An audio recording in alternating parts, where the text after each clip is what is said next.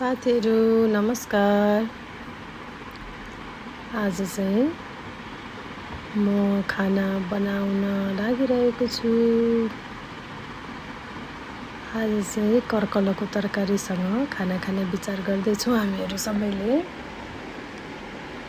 यसको तरकारी चाहिँ एकदमै धेरै मनपर्छ मलाई। मैले चाहिँ एउटा क्यारेटमा रोपेको थिएँ, त्यही टिपेर आज बनाउन लाग्दैछु साथीहरू। हजुरहरूलाई मनपर्छ कि पर्दैन? मलाई चाहिँ एकदमै धेरै मनपर्छ। यसलाई चाहिँ पकाइसकेपछि थोरै कागत पनि राख्यो भने झन्नै स्वादिलो हुन्छ यो। बिहान जहिले पनि हतारै हुन्छ खाना बनाउनलाई, केटाकेटीलाई स्कुल पठाउने, आफू पनि निस्किने भएको कारणले गर्दा हतार गरेर खाना बनाउन लागिरहेको छु। मैले मिठो पनि पार्नु पर्यो, मेहनत गर्नु पर्यो। साथीहरू हजुरहरूलाई कतिको हतार हुन्छ, मलाई चाहिँ एकदमै धेरै व्यस्त हुन्छु बिहान चाहिँ म।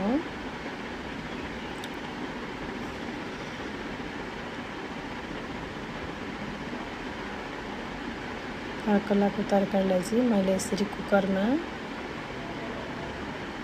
पकाउँदैछु।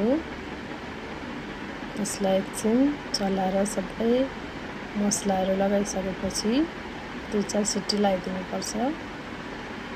एकदमै मिठो र स्वादिलो हुन्छ साथीहरू।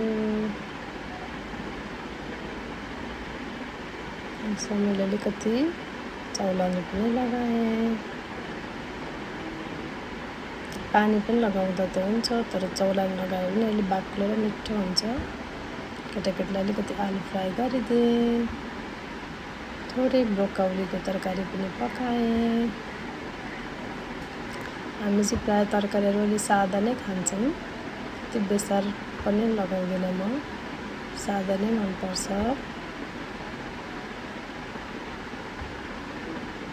त्यसपछि भटमासको अचार बनाएँ भुटेर अलिकति।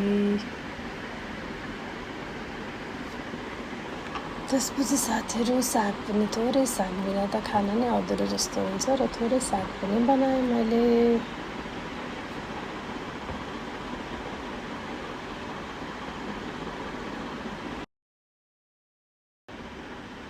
त्यसपछि थोरै सिमीको तरकारी पनि बनाएँ।